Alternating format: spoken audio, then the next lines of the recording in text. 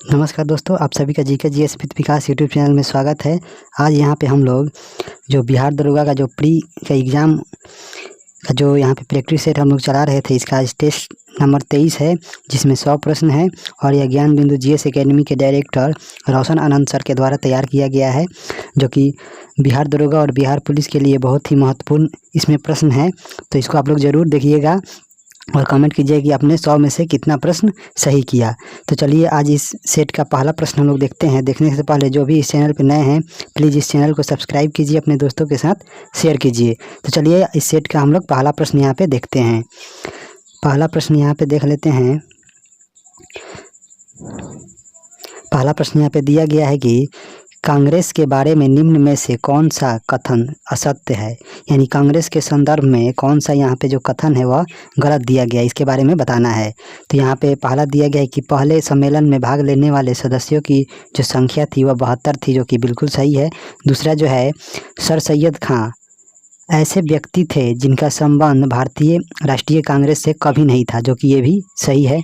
तीसरा पॉइंट यहाँ पे है कि बाल गंगाधर तिलक जो है कांग्रेस के सदस्य होते हुए भी कभी भी इसके अध्यक्ष नहीं बने, ये भी कथन सही है। वहीं अगर हम चौथे की बात करें तो प्रथम सम्मेलन में सुरेंद्र नाथ बनर्जी सहित बड़े बड़े नेता शामिल हुए थे, जो कि ये बिल्कुल ये गलत है। इस प्रकार जो असत्य कथन है इसका हो जाएगा यहाँ पे ऑप्शन डी।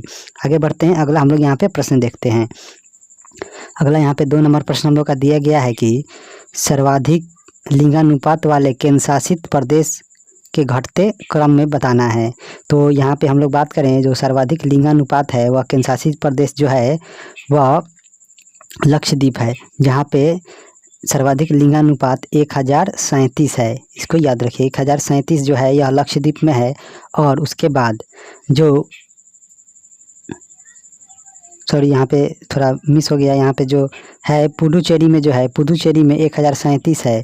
उसके बाद जो लक्षद्वीप है वहाँ पे जो है वहाँ पे 947 है। और उसके बाद जो अंडमान निकोबार है, यहाँ पे अंडमान निकोबार में 876 है। तो यही इसका घटते क्रम हो जाएगा। इस प्रकार इसका हो जाएगा यहाँ पे ऑप्शन बी। इसको आप लोग देख लीजिएगा। आगे बढ़ते हैं, अगला हम यहाँ पे प्रश्न देखते हैं। अगला यहाँ पे 3 नंबर प्रश्न है कि मूल अधिकार के बारे में कौन सा कथन गलत है, यानी मूल अधिकार के संदर्भ में कौन सा जो कथन है वह गलत दिया गया है। यह जो है न्यायोचित है, यानी इसे न्यायालय में पेश किया जा सकता है। दूसरा है यहाँ पे ये इसे सर्वोच्च न्यायालय द्वारा गारंटी और सुरक्षा प्रदान की जाती है, जो कि ये भी सही है। तीसरा है यह व्यक्ति को राज्य के खिलाफ प्राप्त अधिकार हैं, ये भी इसका सही है। यह चौथा दिया गया कि यह असीमित है, जो कि यह जो है यह सीमित होता है, यह सीमित होता है। इस प्रकार इसका जो गलत कथन है इसका हो जाएगा ऑप्शन डी। आगे बढ़ते हैं, अगला यहाँ पे हम लोग प्रश्न देखते हैं। अगला यहाँ पे 4 नंबर प्रश्न दिया गया है कि किस अधिनियम के तहत भारत में कंपनी के अधीन क्षेत्रों को सर्वप्रथम ब्रिटिश अधिपत्य क्षेत्र कहा गया। तो किस अधिनियम के तहत ये कहा गया, तो यह जो अधिनियम था पिट्स इंडिया एक्ट जो था 1784 के तहत, इसी के तहत यह कहा गया था। और 1784 के जो पिट्स इंडिया एक्ट था इसके द्वारा दोहरे शासन का प्रारंभ किया गया। और इसमें 2 मामले बनाए गए, एक व्यापारिक मामले जिनका जो हेड होता था वह बोर्ड ऑफ डायरेक्टर होता था, और एक राजनीतिक मामले जिनका जो हेड होता था वह बोर्ड ऑफ कंट्रोलर होता था। इसको याद रखिएगा।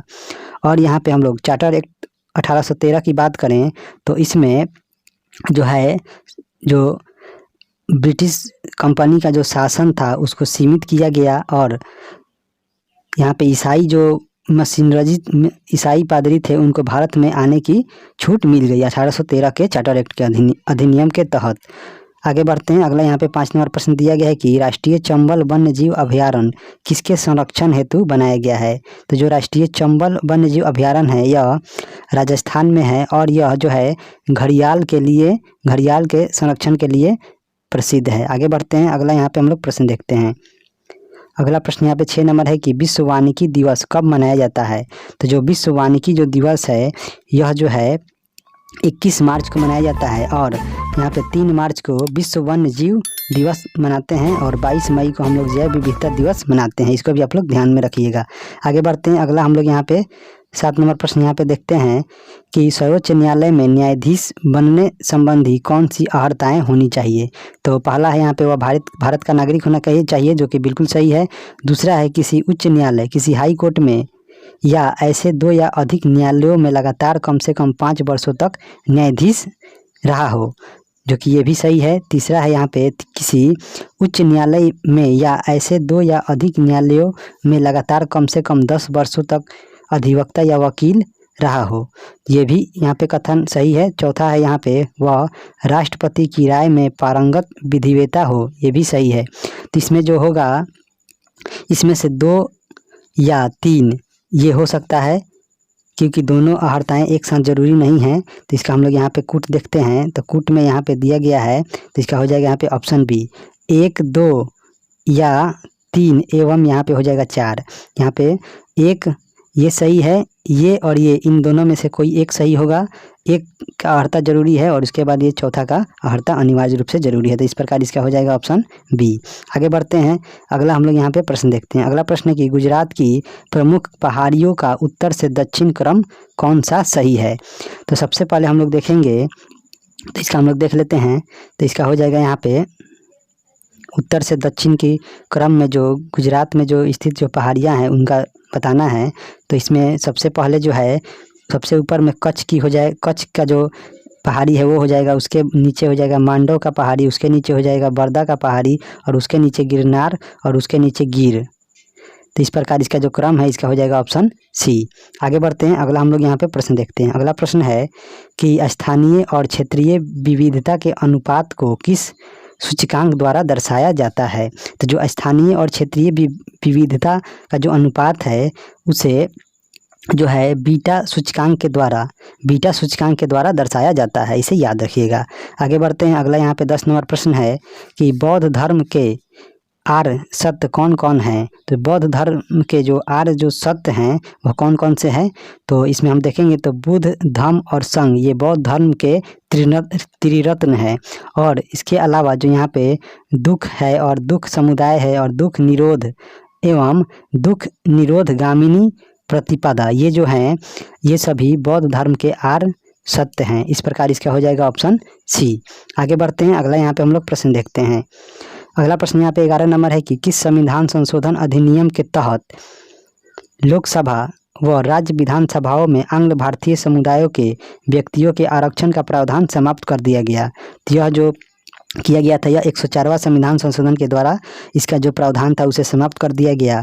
और यहाँ पे 101वां जो संविधान संशोधन है यह जीएसटी से संबंधित है। और जो 102वां जो संविधान संशोधन है यह राष्ट्रीय पिछड़ा वर्ग आयोग के गठन से संबंधित है। और 103वां जो संविधान संशोधन हुआ था यह स्वर्ण समुदाय के लोगों के लिए 10% का आरक्षण 103वां संविधान संशोधन के द्वारा दिया गया।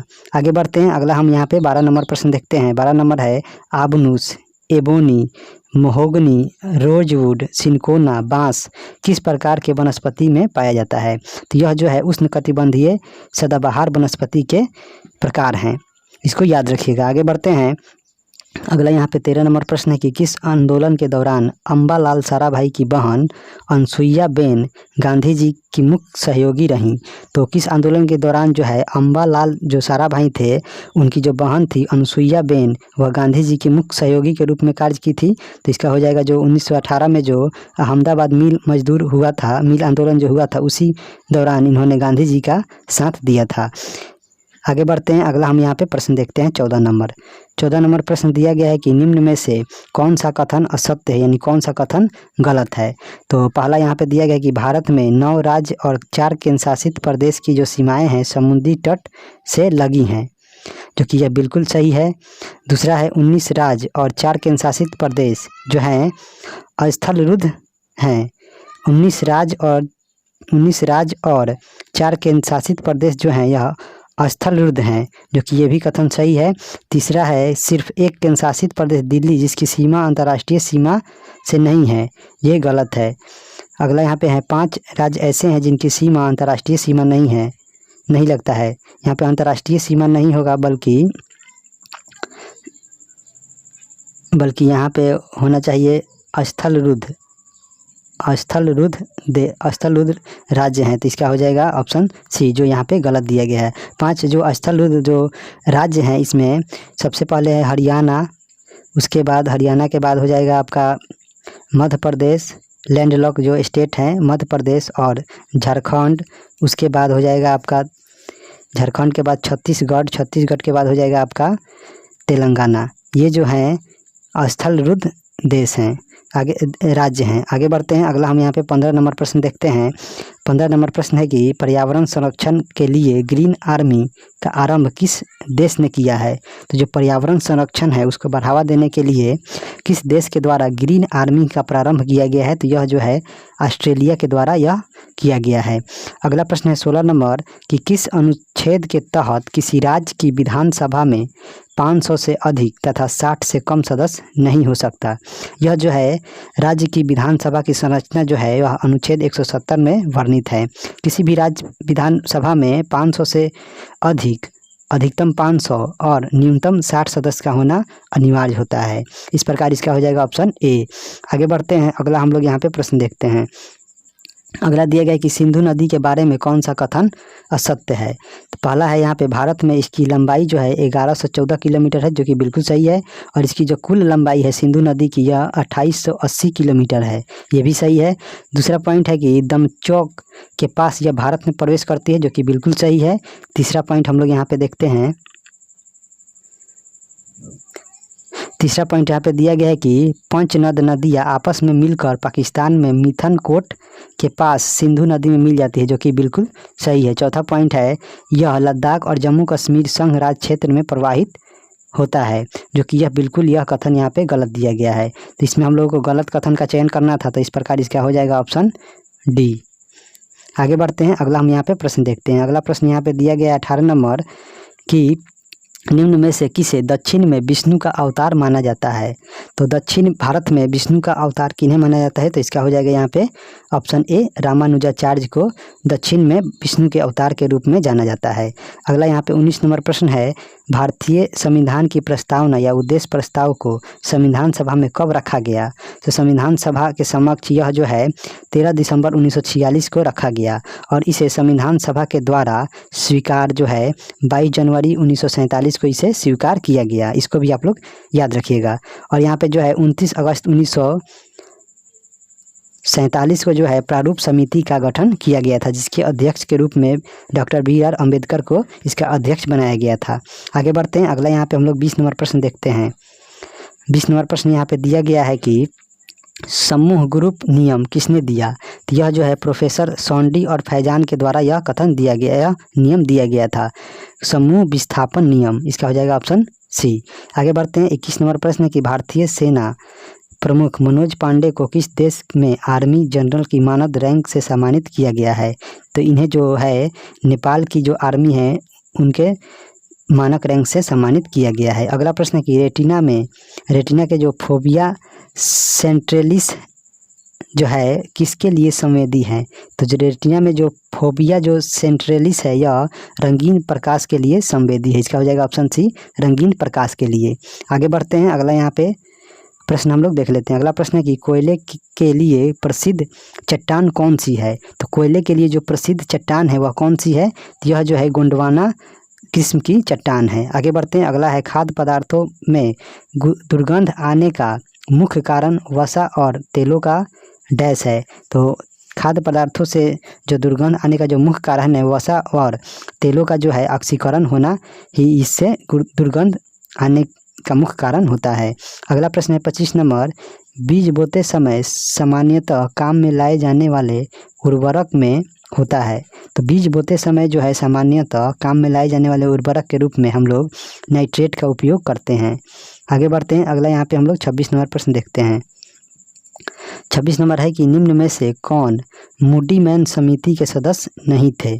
तो मूडी मैन समिति, यह जो समिति थी यह जो है अलेक्जेंडर मूडी मैन के नेतृत्व में इसका गठन 1924 में किया गया था। इसका जो गठन है यह 1924 में किया गया था और इसके जो अध्यक्ष थे यह अलेक्जेंडर मूडी मैन थे। और यह जो है 1919 के जो भारत परिषद अधिनियम था उसमें जो सुधार हैं और उसकी जांच के लिए इस कमेटी का गठन किया गया था 1924 में। और इसमें जो सदस्य थे यह सर शिवास्वामी अय्यर थे, डॉक्टर आर.पी. परांजपे थे और मोहम्मद अली जिन्ना थे, एवं इसके अलावा विजय चंद्र महताब थे और तेज बहादुर सप्रू भी इस समिति के सदस्य थे। तो इसमें जो M.R. जो जयकर हैं यह इस समिति के सदस्य नहीं थे। तो इसमें इसका हो जाएगा ऑप्शन सी। आगे बढ़ते हैं, अगला हम लोग यहाँ पे प्रश्न देखते हैं। अगला यहाँ पे 27 नंबर प्रश्न है, किस पारामिलिट्री फोर्स में पहली बार 2 महिला अधिकारियों को IG रैंक में पदोन्नति किया गया है? तो यह जो किया गया है, यह CRPF में 2 महिला अधिकारियों का जो रैंक है वह IG रैंक में पदोन्नति किया गया है। आगे बढ़ते हैं, अगला यहाँ पे 28 नंबर प्रश्न हम लोग देखते हैं, सल्फाइड अयस्क से धातु निष्कर्षित करने के लिए कौन सी विधि प्रयुक्त की जाती है? तो सल्फाइड अयस्क से धातु के निष्कर्षण के लिए भर्जन विधि के उपयोग किया जाता है। अगला प्रश्न है 29 नंबर, एपिलेप्सी रोग का संबंध किससे है? तो जो एपिलेप्सी रोग है इसका जो संबंध है यह नाड़ी या नसों से है। इसका हो जाएगा ऑप्शन बी, नसों से। आगे बढ़ते हैं, अगला यहाँ पे प्रश्न हम लोग देखते हैं। अगला प्रश्न हम लोग यहाँ पे देखेंगे 30 नंबर प्रश्न है कि असत्य कथन का चयन करें। तो यहाँ पे आंग्ल मैसूर युद्ध है और यह किस वर्ष लड़ा गया और उसके समय कौन गवर्नर थे इसके बारे में बताना है। तो जो प्रथम आंग्ल मैसूर युद्ध हुआ था वह 1767 से 69 के बीच चला था और यह जो है कार्टियर उस समय गवर्नर जनरल नहीं थे, बल्कि वहाँ पे जो थे बेरेलॉस्ट जो थे यह उस समय गवर्नर जनरल थे। तो इस प्रकार जो असत्य है यही हो जाएगा इसका असत्य। और जो प्रथम आंग्ल मैसूर युद्ध जो हुआ था, यह जो हुआ था इसका जो समापन हुआ था वह मद्रास की संधि के तहत हुआ था। और दूसरा आंग्ल मैसूर युद्ध हुआ था यह 1780 से 84 के बीच वारेन हेस्टिंग के समय हुआ था और जो यह हुआ था यह मंगलोर की संधि के तहत समाप्त हुआ था। और तृतीय जो आंग्ल मैसूर युद्ध हुआ था वह 1790-92 में लॉर्ड कॉर्नवालिस के काल में हुआ था और यह जो हुआ था श्रीरंगपट्टनम की संधि के तहत इसकी समाप्ति की गई थी। और चतुर्थ जो और अंतिम जो आंग्ल मैसूर युद्ध हुआ था यह 1799 में लॉर्ड वेलेस्ली के शासनकाल में हुआ था और इसी युद्ध में टीपू सुल्तान युद्ध में ही मारा गया और इसमें अंग्रेज़ों ने मैसूर पर कब्जा कर लिया। तो इस प्रकार जो है इसका हो जाएगा ऑप्शन ए। आगे बढ़ते हैं, अगला यहाँ पे हम लोग प्रश्न देखते हैं। अगला प्रश्न है 31 नंबर की, भारत का पहला मल्टी मॉडल लॉजिस्टिक पार्क बनाने का कॉन्ट्रैक्ट किसे मिला है? यह जो है कॉन्ट्रैक्ट किसे दिया गया है? तो यह जो कॉन्ट्रैक्ट है यह रिलायंस इंडस्ट्रीज को दिया गया है। अगला प्रश्न है कि निम्न में से किसके द्वारा 1857 की जो क्रांति है में फैजाबाद का नेतृत्व किया था? तो फैजाबाद से 1857 की क्रांति का नेतृत्व किसके द्वारा किया गया था? तो इसका हम लोग यहाँ पे ऑप्शन देख लेते हैं।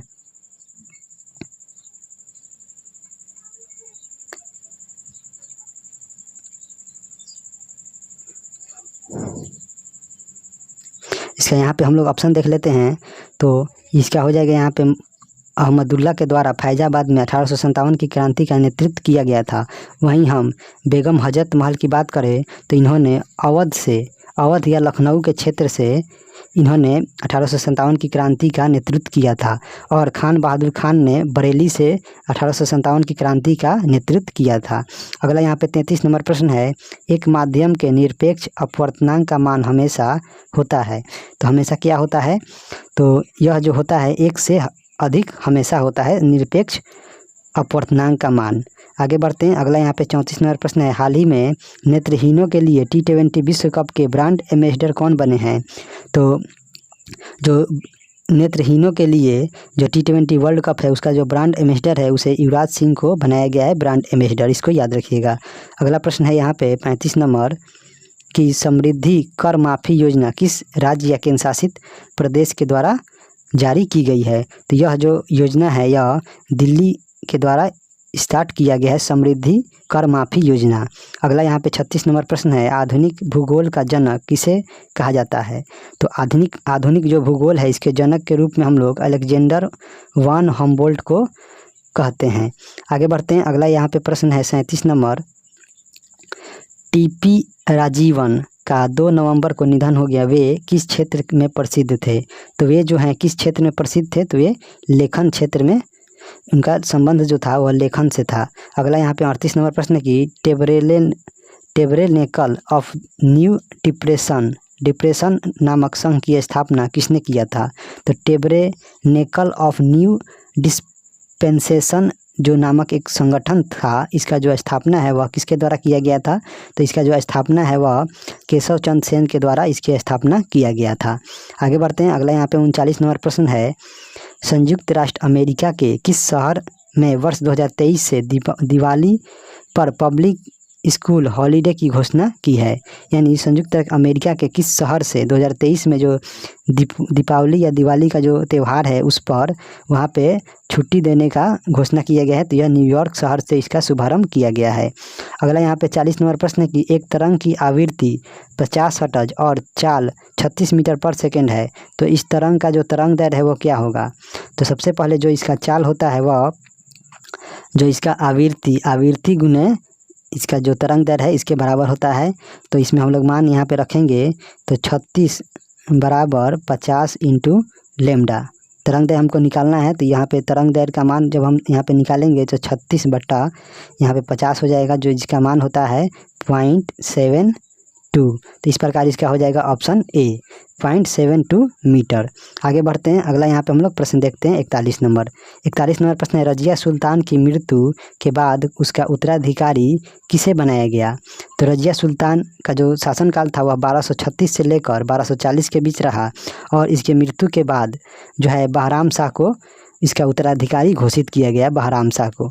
आगे बढ़ते हैं। अगला यहाँ पे प्रश्न है 42 number, national animal resource facility for biomedical research का उद्घाटन किस शहर में किया गया है?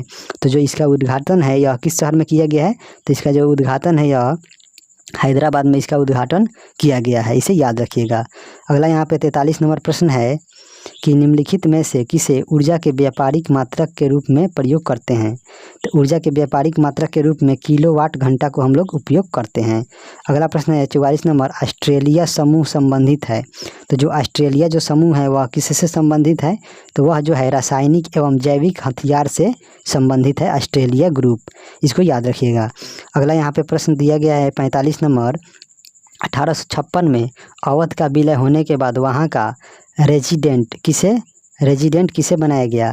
तो यह जो है हेनरी लॉरेंस को वहाँ का रेजिडेंट बनाया गया था और अवध का जो विलय है वह कुशासन के आरोप लगाकर इसका ब्रिटिश साम्राज्य में विलय किया गया था, इसको भी आप लोग याद रखिएगा।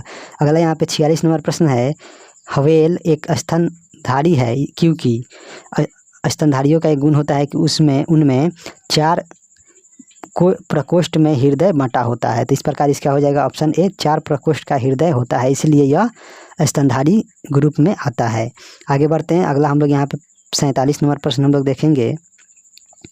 तो यहाँ पे जो 47 नंबर प्रश्न दिया गया है कि टाइम पत्रिका के पर्सन ऑफ द ईयर 2022 किसे चुना गया है? तो जो टाइम पत्रिका के जो पर्सन ऑफ द ईयर 2022 है यह व्लादिमीर जेलेंस्की, जो कि यूक्रेन के जो राष्ट्रपति हैं व्लादिमीर जेलेंस्की, इन्हें टाइम पत्रिका के द्वारा पर्सन ऑफ द ईयर 2022 चुना गया है। अगला यहाँ पे 48 नंबर प्रश्न है, फ्लाइंग फॉक्स अर्थात ओडियन बुलबुल किसकी एक प्रजाति है? तो यह जो है चमगादड़ की एक प्रजाति है, इसको याद रखिएगा। अगला यहाँ पे 49 नंबर प्रश्न है, विश्व कुश्ती चैंपियनशिप में 4 पदक जीतने वाले पहले भारतीय कौन बन गए हैं? तो विश्व कुश्ती चैंपियनशिप में 4 पदक जीतने वाले पहले भारतीय बजरंग पुनिया बन गए हैं, इसका हो जाएगा ऑप्शन बी बजरंग पुनिया। अगला प्रश्न है 50 नंबर, कांग्रेस के किस अधिवेशन में पहली बार जन गण मन गाया गया? तो यह जो है कांग्रेस का जो 1911 में कोलकाता अधिवेशन था, इसमें पहली बार जन गण मन गाया गया और इस अधिवेशन की अध्यक्षता पंडित बिशन नारायण धर ने इसकी अध्यक्षता की थी। आगे बढ़ते हैं। अगला यहाँ पे 51 नंबर प्रश्न है, दुनिया का 100 सबसे शक्तिशाली महिलाओं की फोर्ब्स 2022 की सूची में कौन शीर्ष पर है?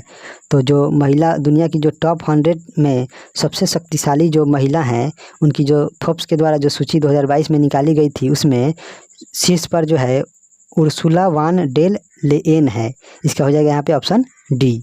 अगला है प्रश्न, अशोक ने किससे प्रभावित होकर बौद्ध धर्म अपना लिया? तो अशोक ने अपने भतीजा जो उनका जो भतीजा था निग्रोध, उन्हीं के प्रभाव में आकर इन्होंने बौद्ध धर्म को अपनाया और इनको बौद्ध धर्म में दीक्षा यहाँ पे उपगुप्त के द्वारा दिया गया था, इसको भी आप लोग याद रखिएगा। अगला यहाँ पे 53 नंबर प्रश्न है, मुखौटा किस राज्य का नृत्य है? तो जो मुखौटा है यह अरुणाचल प्रदेश का एक लोक नृत्य है। आगे बढ़ते हैं। अगला यहाँ पे हम लोग प्रश्न देखते हैं। अगला यहाँ पे 54 नंबर प्रश्न है यूनाइटेड किंगडम के 57वें प्रधानमंत्री के रूप में किसे चुना गया है? तो यूके यानी ब्रिटेन के जो हैं 57वें प्रधानमंत्री के रूप में ऋषि सुनक को चुना गया है, जो कि भारतीय मूल के हैं। अगला यहाँ पे प्रश्न है, आहार नाल एलिमेंट्री कनाल के किस भाग में प्रोटीन्स का अमीनो अम्ल में निम्नीकरण डिग्रीगेशन होता है? तो इसका हो जाएगा ऑप्शन ए, छोटी आंत में इसका प्रोटीन जो है अमीनो अम्ल में टूटता है। इसको याद रखिएगा। आगे बढ़ते हैं। अगला हम लोग यहाँ पे 56 नंबर प्रश्न यहाँ पे देख लेते हैं। दिया गया कि निम्न में से कौन नवीकरणीय ऊर्जा नहीं है? कौन जो है नवीकरणीय ऊर्जा नहीं है?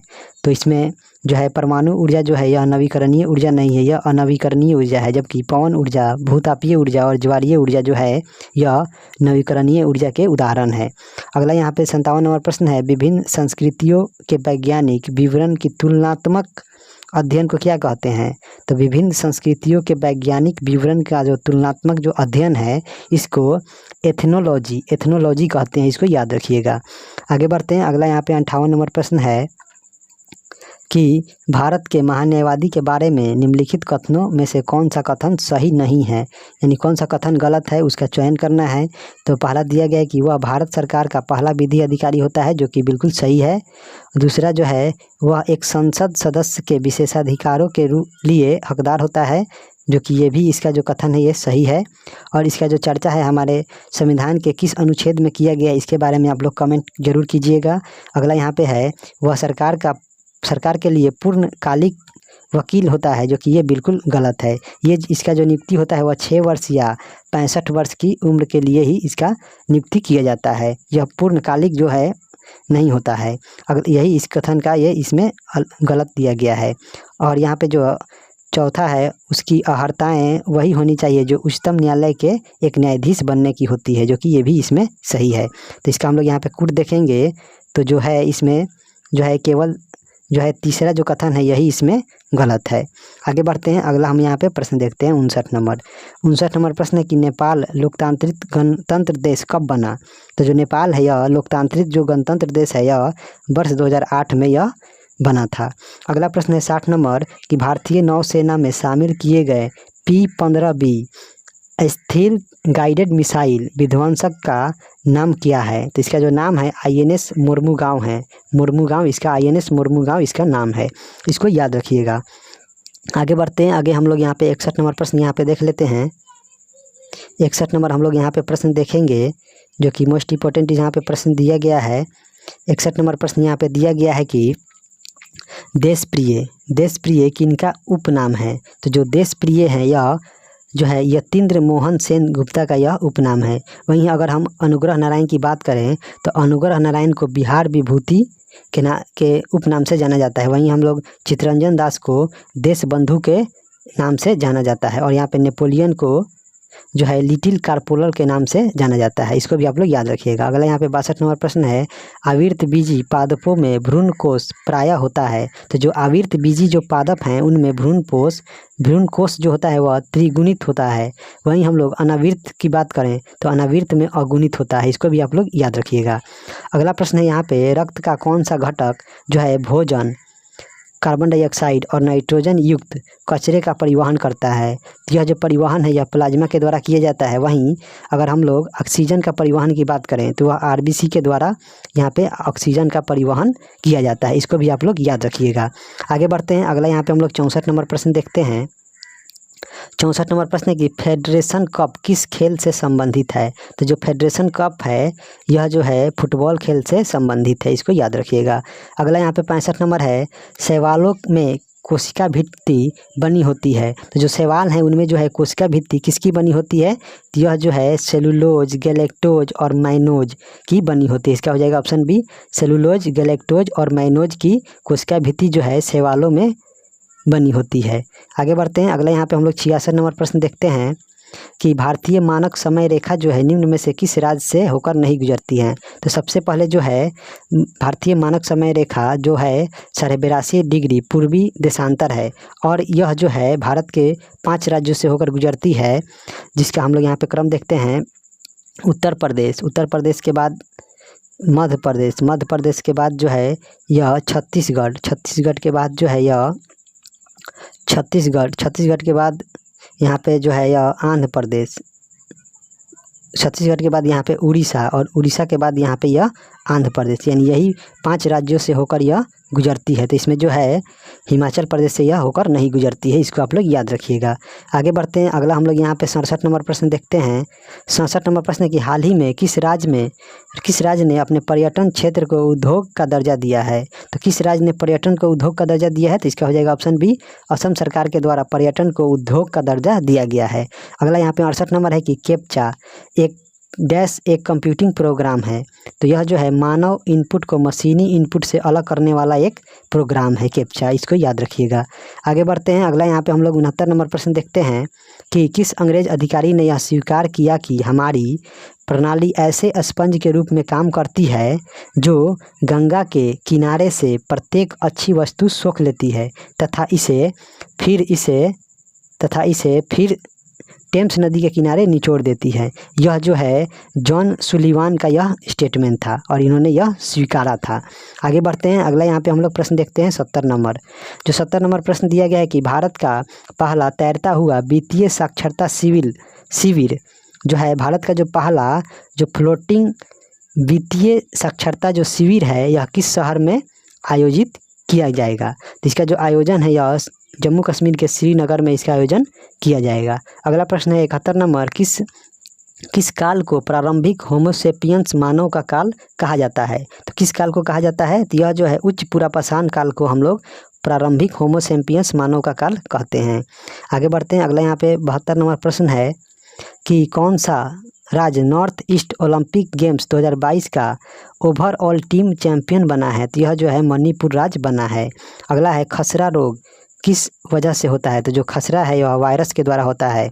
हम यहाँ पे एक ट्रिक देते हैं वायरस का, आप लोग भूलिएगा नहीं, सब यहाँ पे जो वायरस से होने वाले जो रोग हैं उनका आप लोग याद कर सकते हैं।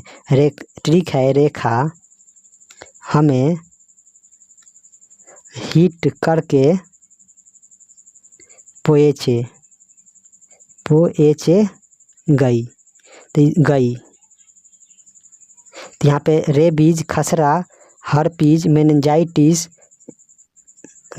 के बाद यहाँ पे हो जाएगा हेपेटाइटिस के बाद यहाँ पे हो जाएगा पोलियो के बाद पोएचे, ए से हो जाएगा एड्स, यहाँ पे चे से चेचक, ग से गलसुआ, ई से इन्फ्लुएंजा। इस प्रकार आप इसे याद रख सकते हैं। आगे बढ़ते हैं, अगला हम लोग यहाँ पे प्रश्न देखते हैं। अगला हम लोग यहाँ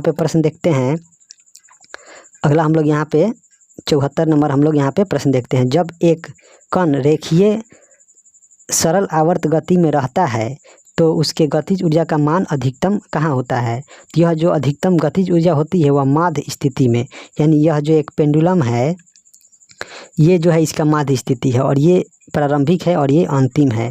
तो सबसे ज़्यादा अगर वेग की हम बात करें तो सबसे ज़्यादा वेग जो है यहाँ पे इसका सबसे ज़्यादा वेलोसिटी रहता है। तो इस प्रकार इसका हो जाएगा ऑप्शन बी माध्य स्थिति। आगे बढ़ते हैं, अगला यहाँ पे प्रश्न जो है मैथ का प्रश्न है जिसे हम लोग बाद में देखेंगे अगले वीडियो में, दूसरे वीडियो में। मैथ और रीजनिंग का यहाँ पे प्रश्न दिया गया है, तो यहाँ पे जो जीके का प्रश्न है उसे हम लोग देख लेते हैं। तो 80 नंबर यहाँ पे प्रश्न दिया गया है कि गलत मिलान का चयन करें। तो पहला है यहाँ पे तारकुंडे, दिनेश गोस्वामी और जेपी समिति का जो संबंध है चुनाव सुधार से है, जो कि बिल्कुल सही है। दूसरा जो है बोहरा समिति, तो बोहरा समिति का जो संबंध है यह अपराध और राजनीति के बीच साथ गांठ की जांच के लिए बोहरा समिति का गठन किया गया था, ये भी सही है। तीसरा है इंद्रजीत गुप्ता समिति, तो जो इंद्रजीत जो गुप्ता समिति है इसका जो संबंध था सरकार द्वारा चुनाव खर्च वहन करने पर गठित समिति से संबंधित यह समिति थी, तो ये भी सही है। चौथा जो है जो तनख्वाह जो समिति है यह आपराधिक कानून के संशोधन से गठित समिति नहीं थी। तो इस प्रकार जो इसका जो गलत मिलान है इसका हो जाएगा यहाँ पे ऑप्शन डी, यही इसका आंसर हो जाएगा। आगे बढ़ते हैं, अगला हम लोग यहाँ पे प्रश्न देखते हैं। अगला यहाँ पे 81 नंबर प्रश्न है कि किस मुगल शासक ने सिंहासन रूढ़ होने के 7वें वर्ष यानी 1612 ईस्वी में रक्षाबंधन का त्यौहार मनाया और कलाई पर राखी बंधवाई? तो यह जो है जहांगीर के द्वारा यह त्यौहार का शुरुआत किया गया था। आगे बढ़ते हैं, अगला 82 नंबर है कि पौधों के वृद्धि के लिए मिट्टी का पीएच मान सामान्यतः कितनी होनी चाहिए? तो मिट्टी का जो पीएच है वह 6 से 7 होना चाहिए। अगला बढ़ते हैं, अगला यहाँ पे प्रश्न दिया गया है 83 नंबर जिसे हम लोग देख लेते हैं। चेरकालीन प्रसिद्ध बंदरगाह कौन था? तो जो चेरकालीन जो प्रसिद्ध बंदरगाह था यह मुसिर या मुजीरिस था, मुसिर या मुजेरिस था। आगे बढ़ते हैं, अगला यहाँ पे 84 नंबर है। किस ग्रह को मास्टर ऑफ गॉड्स की संज्ञा दी गई है? तो यह बृहस्पति को, और बृहस्पति को ही हम लोग वैक्यूम क्लीनर के नाम से जानते हैं। आगे बढ़ते हैं, अगला यहाँ पे हम लोग 85 नंबर प्रश्न देखते हैं। अगर कोई व्यक्ति एक ही समय संसद और राज्य विधान मंडल के सदस्य के रूप में निर्धारित हो जाते हैं तो इसे कितने दिन के अंदर विधानमंडल की सीट खाली करनी होती है? तो यह जो है 14 दिन के अंदर इन्हें विधानमंडल का जो है सीट इसे खाली करना होता है। आगे बढ़ते हैं, अगला यहाँ पे 86 नंबर प्रश्न है कि असत्य कथन का चयन करें। पहला है पूना, तो पूना में जो है वहाँ पे जो मराठा जो परिसंघ था वह 5 भागों में बट गया था, और जो पूना में था वह पेशवा शासन कर रहा था, और नागपुर में भोसले थे, और बड़ौदा में गायकवाड़। वहीं पे जो सिंधिया थे यह धार में नहीं थे, बल्कि यह जो थे ग्वालियर में थे, यह ग्वालियर में सिंधिया थे। और जो एक और बचा जो होलकर थे वह इंदौर में जो शासन कर रहे थे वह होलकर थे, इंदौर में शासन होलकर। इसको आप लोग याद रखिएगा। आगे बढ़ते हैं, अगला हम लोग यहाँ पे 87 नंबर प्रश्न देखते हैं। दिया गया है कि निम्न में से सही सुमेलित कीजिए। तो कोरिया की जो मुद्रा है, एक तरफ देश है एक तरफ मुद्रा है, तो कोरिया की जो मुद्रा है वान है, जो कि बिल्कुल सही है। दूसरा है भूटान की जो मुद्रा है वह नगुल्ट्रम है, ये भी सही है। और मंगोलिया की जो मुद्रा है वह तुगरिक है, ये भी सही है। चीन की जो मुद्रा है वह युआन है या रेमनबी, ये चीन की मुद्रा है। तो इस प्रकार इसका हो जाएगा 1 2 3 4, इसका हो जाएगा ऑप्शन ए। आगे बढ़ते हैं, अगला हम लोग यहाँ पे 88 नंबर प्रश्न यहाँ पे देखते हैं। 88 नंबर प्रश्न हम लोग यहाँ पे देख लेते हैं। 88 नंबर प्रश्न यहाँ पे दिया गया है कि गलत मिलान का चयन करें। कौन इसमें गलत सुमेलित है उसका चयन करना है। तो यहाँ पे पहला दिया गया देवी चंद्रगुप्तम, तो जो देवी चंद्रगुप्तम है इसके जो लेखक हैं यहाँ विशाखदत्त है, जो कि बिल्कुल सही है। पंच सिद्धांतिका का जो रचनाकार है यह बराहमिहिर है, जो कि ये भी सही है। तीसरा है ब्रह्म सिद्धांत, तो जो ब्रह्म सिद्धांत है यह आर्यभट्ट के द्वारा नहीं लिखा गया बल्कि यह ब्रह्मगुप्त के द्वारा लिखा गया है, इसको याद रखिएगा। ब्रह्म सिद्धांत जो है ब्रह्मगुप्त के द्वारा लिखा गया है, इसको याद रखिएगा। और यहाँ पे चौथा है विक्रमोर्वशीयम, यह जो है कालिदास की कृति है, जो कि बिल्कुल सही है। इसका हो जाएगा यहाँ पे गलत मिलान का चयन करना है, तो इसका हो जाएगा ऑप्शन सी। आगे बढ़ते हैं, अगला यहाँ पे 89 नंबर प्रश्न है। किस आयोग ने यह सुझाव दिया था कि इंटरमीडिएट 2 वर्ष का, स्नातक अधिकतम 3 वर्ष का हो? यह जो सुझाव दिया था यह सेंट्रल आयोग के द्वारा यह सुधार दिया था, जो 1917 में इसका गठन किया गया था। इसका जो गठन है 1917 में किया गया था। और वुड डिस्पैच और हंटर आयोग और हारगोट समिति, ये सभी समितियां जो हैं या आयोग यह शिक्षा से संबंधित थे। आगे बढ़ते हैं, अगला यहाँ पे हम लोग 90 नंबर प्रश्न यहाँ पे देखते हैं। 90 नंबर प्रश्न है कि लक्षद्वीप और अंडमान निकोबार द्वीप समूह को किस क्षेत्रीय परिषद के अंतर्गत रखा गया है? तो जो यहाँ पे क्षेत्रीय परिषद है वह वर्तमान समय में 6 क्षेत्रीय परिषद हैं, और यहाँ पे जो लक्षद्वीप और अंडमान निकोबार है इसको जो है किसी भी क्षेत्रीय परिषद में नहीं रखा गया है, बल्कि इसे विशेष सदस्य के रूप में इसको रखा गया है दक्षिणी परिषद में। और इसे मतलब सदस्य के रूप में नहीं है, बल्कि यह आवश्यकता पड़ने पर इसको यहाँ पे बुलाया जाता है इसकी मीटिंग करने के लिए। इस प्रकार इसका हो जाएगा इनमें से कोई नहीं। अगला यहाँ पे 91 नंबर कि हिमाचल प्रदेश के किस घाटी को छोटा यूनान भी कहा जाता है? तो हिमाचल प्रदेश के किस घाटी को छोटा यूनान की संज्ञा दी जाती है? तो यह जो है मलाना की जो घाटी है इसको छोटा यूनान का कहा जाता है। आगे बढ़ते हैं, अगला यहाँ पे 92 नंबर प्रश्न है कि तांबा उत्पादन और भंडारण में क्रमशः प्रथम राज्य कौन है? तो तांबा के उत्पादन में मध्य प्रदेश है, और इसका जो भंडारण है उसमें राजस्थान प्रथम स्थान पर है। इस प्रकार इसका हो जाएगा ऑप्शन ए। आगे बढ़ते हैं, अगला यहाँ पे 93 नंबर प्रश्न है। असत्य कथन का चयन करें। असत्य कथन का चयन करना है। हैदराबाद के स्वतंत्र राज्य आसफ जाही वंश का संस्थापक निजामुल मुल्क थे या चिनकिलीज खान, जो कि बिल्कुल सही है। दूसरा है निजामुल मुल्क तुरानी गुट का था, जो कि ये भी सही है। तीसरा जो है निजामुल मुल्क ने एक हिंदू दीवान पूरन चंद को नियुक्त किया था, जो कि ये भी सही है। और यहाँ पे जो चौथा पॉइंट है यही गलत दिया गया है कि सुकर जो खेरा का जो युद्ध था अक्टूबर 1724 में लड़ा गया था, इसमें मुगल जो सूबेदार थे मुबारिज खां ने निजामुल मुल्क को पराजित किया, जो कि ये बिल्कुल गलत है। निजामुल मुल्क ने मुबारिज खां को पराजित किया था इस युद्ध में। इसको आप लोग याद रखिएगा। और इसी तरह यह जो कथन है यह गलत दिया गया है, तो इसका हो जाएगा ऑप्शन डी। आगे बढ़ते हैं। अगला हम लोग यहाँ पे 94 नंबर प्रश्न देखते हैं। दिया गया है कि निम्न में से कौन अटलांटिक महासागर की गर्म जलधारा है। तो गर्म जलधारा जो है इसका फ्लोरिडा हो जाएगा आंसर। और जो यहाँ पे लेब्राडोर है और कनारी है और फाकलैंड है, यह जो है तीनों ठंडी जलधारा है। इसको भी आप लोग ध्यान में रखिएगा। अगला है 95 नंबर, असत्य कथन का चयन करें। तो यहाँ पे पहला दिया गया है पारिस्थितिकी पिरामिड का जो विचार है सर्वप्रथम चार्ल्स एल्टन ने दिया था, जो कि बिल्कुल सही है। दूसरा है जीव संख्या का जो पिरामिड होता है वह सीधा और उल्टा दोनों होता है, जो कि बिल्कुल सही है। तीसरा जो है तालाब का जो पारिस्थितिकी तंत्र है और इसका जो पिरामिड है वह सीधा और उल्टा दोनों होता है, जो कि ये बिल्कुल गलत है। इस प्रकार इसका हो जाएगा ऑप्शन सी। और यहाँ पे संचित दर्जा का पिरामिड जो है हमेशा सीधा होता है, ये भी यहाँ पे सही है। इस प्रकार इसका जो असत्य है वह ऑप्शन सी हो जाएगा। आगे बढ़ते हैं। अगला यहाँ पे हम लोग 96 नंबर प्रश्न देखते हैं। 96 नंबर प्रश्न की किस वर्ष विदेशी विनिमय प्रबंधन अधिनियम फेमा प्रभावी हुआ था। तो फेमा जो अधिनियम है वह 2002 का अधिनियम था, लेकिन इसे प्रभाव में 2003 से लाया गया। इस प्रकार इसका हो जाएगा ऑप्शन ए। आगे बढ़ते हैं। 97 नंबर है कि राष्ट्रीय आय की सामाजिक लेखांकन गणना विधि का विकास किसने किया। तो इसका जो विकास किया था राष्ट्रीय आय की जो सामाजिक लेखांकन गणना विधि है, इसका जो विकास है वह रिचर्ड स्टोन के द्वारा किया गया था। इसको याद रखिएगा। आगे बढ़ते हैं। अगला यहाँ पे 98 नंबर प्रश्न दिया गया है कि निम्न में से कौन अप्रत्यक्ष कर का उदाहरण है। इनडायरेक्ट टैक्स का उदाहरण था। इस प्रकार इसका हो जाएगा सेवा कर।